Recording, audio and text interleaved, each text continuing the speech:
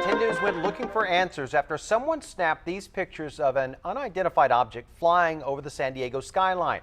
Now take a closer look at the left-hand corner of your screen. You can see something there in the sky, and some are calling it Santee's Area 51. 10 News reporter Janet Kwok explains why one local photographer says she has proof we're not alone.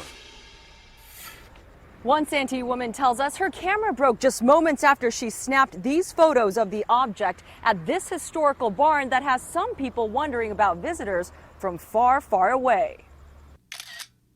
It was Tuesday on the afternoon. It was May 7th. I zoomed on it more and then it was clear. It was certainly not a bug. Ellen Henry is convinced whatever she saw hovering over Santee's Edgemoor barn is not from this world. She didn't want to show us her face because she says she's still a little spooked by what her camera captured. What was it doing there? Why was it there? You know, what was it doing? And I said, next time I come back, the barn will be beamed up. The barn sits under several flight paths. We called Gillespie Field and MCAS Miramar. Neither could offer an explanation. There's no mysterious objects flying above the barn tonight, but what some say flew overhead is not out of the ordinary, considering what happens here below.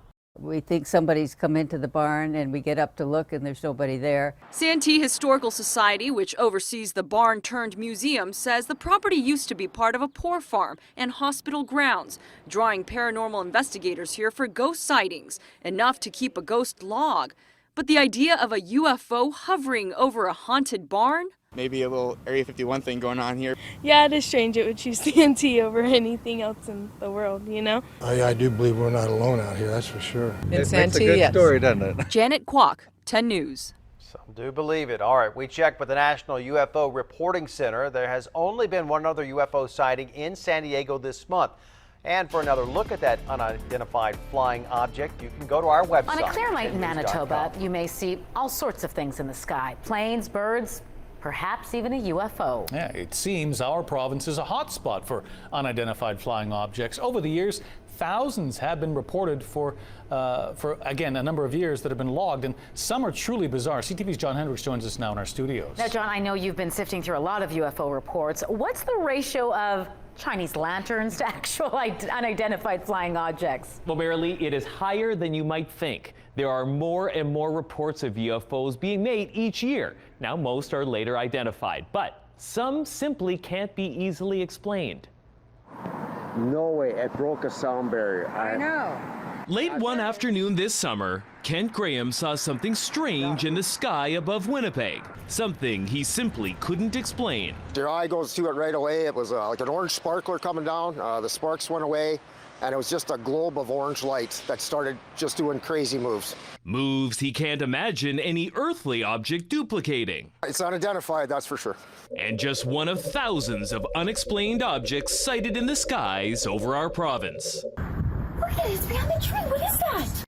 It seems Manitoba is a hotbed of UFO activity, with thousands of sightings stretching back to the earliest days of our province's existence. Picture this, 1792, that's quite a long time ago, and a lot of the West was still generally unsettled. David Thompson was in an area that was now around Thicket Portage in 1792, and it was winter, when they said that they had seen a mass of gelatinous luminosity moving through the air, and it actually approached them, and when it was in a few hundred feet of them, it dropped to the surface of the lake and vanished from sight. UFO researcher Chris Rutkowski says Thompson had no reason to make up this story, and given the time period, it couldn't have been a plane or other man-made object that he spotted in the sky. Very intriguing, a mystery. One of the many compiled in a report he calls the M-Files. Another favorite chronicles a strange encounter between a cube-shaped UFO and a group of children in Thompson on June 30th, 1967. As they were playing, this wind came up and this object appeared in the sky, and one of the girls who was closest to it started being sucked up into the sky by this whatever it was. And they actually had to grab her legs and pull her back down to the ground to keep her from flying off and being abducted by a flying cube. The incident was witnessed by the girl's father, the object by the mother, and neither one had any motive to lie about it. So I'd have to rank that fairly high up on the strange factor. Where does Kent Graham's sighting rank? Did you see that? Rutkowski was able to enhance the video somewhat, and the object becomes clearer and less mysterious. Probably a drone, yeah. Not an aircraft, it's not a Chinese lantern. Rutkowski says most UFO reports are later identified, but about 17% are officially labeled as unexplained. After being involved in this for more than 30 years, there is a real phenomenon. I can definitely say there's a real phenomenon. It's not something that's made up. It's not hallucinations. People are actually seeing things. What those things are remains unknown, unidentified, and a chapter to be investigated in the M-Files. Now, as we mentioned, there have been thousands of sightings across our province, the vast majority right here in Winnipeg. There have been 767 UFO sightings in Winnipeg, tops in the province. Carman had the second most with 53.